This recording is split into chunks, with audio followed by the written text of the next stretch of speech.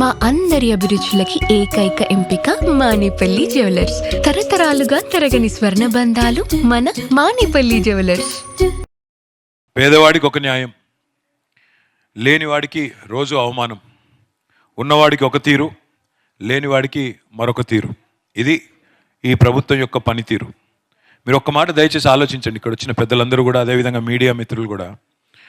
ఒక ఇంటి గృహప్రవేశం జరిగి ఇంకా వారం రోజులు కాలేదు, మరి జేసీబీ వచ్చి ఇంకా జస్ట్ గుమ్మడికాయ కొట్టి వారం రోజులు కాలేదు, జేసీబీ వచ్చి బుల్డోజర్ వచ్చి వాళ్ళ ఇల్లుని నేలమట్టం చేస్తే, కూల్చేస్తే ఆ కుటుంబం పరిస్థితి ఏంటి ఆలోచించండి.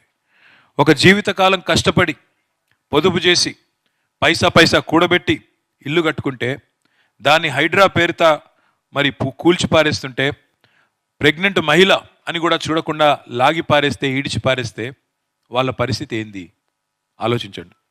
హైడ్రా సృష్టించిన ఈ వలయానికి విలయానికి తన చుట్టూ ఏం జరుగుతుందో తెలవక ఒక 6 ఏళ్ల పాప సార్ 3 రోజుల నుంచి తిండి లేదు అని చెప్పి ఏడుస్తుంటే, కనీసం పుస్తకాలు కూడా తీసుకొని ఇవ్వకుండా వాళ్ళ ఇల్లు మాట్లాడిస్తాను తల్లి, పుస్తకాలు కూడా తీసుకొని ఇవ్వకుండా వాళ్ళ ఇల్లు కూల్చింది ఈ హైడ్రా.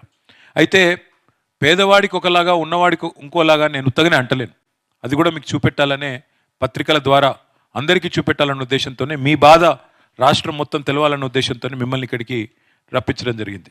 ఒక్కసారి దయచేసి మీరు చూడాలి, ఈ వీడియో ప్లే చేయండి. ఒక్క నిమిషం ఈ వీడియో ప్లే చేయండి.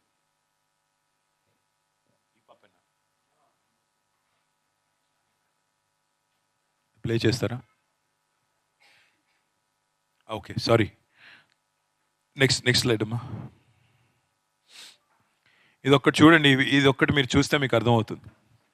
ఆయన ఉప ముఖ్యమంత్రి బట్టి విక్రమార్క గారు ఈ హైడ్రా విషయంలో, బట్టి విక్రమార్క గారు మరి ఆయనకి ఏమి ఇంట్రెస్ట్ ఉందో నాకు తెలియదు, కానీ ఒకరోజు పెద్ద ప్రజెంటేషన్ పెట్టారు. ఇది పెద్ద స్క్రీన్ పెట్టి ఇట్లాగే పెద్ద ప్రజెంటేషన్ ఇచ్చి ఇంతమంది అధికారులను కూర్చోబెట్టుకొని మేము చేస్తున్నది ఏదో చాలా గొప్ప పని అన్నట్టుగా ప్రజెంటేషన్ ఇచ్చారు.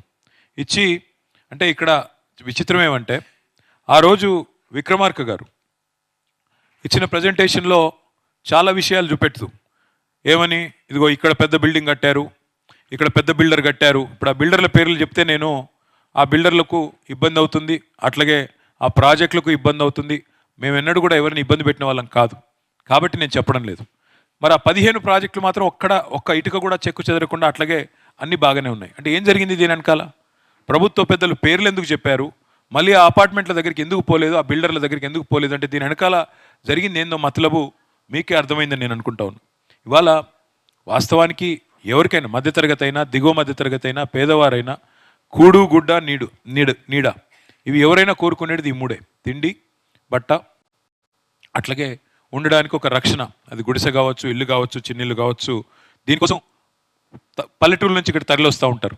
పల్లెటూరుల నుంచి ఇక్కడికి వచ్చి కూలి పని చేసుకొని ఇటుక పేర్చుకొని మీరు ఇల్లు కట్టుకుంటే దాన్ని అర్ధరాత్రి అపరాత్రి అనే సోయి లేకుండా ఈ రకంగా వచ్చి కూలగొట్టి అందరికీ అన్యాయం చేస్తూ ఉన్నది వీళ్ళు.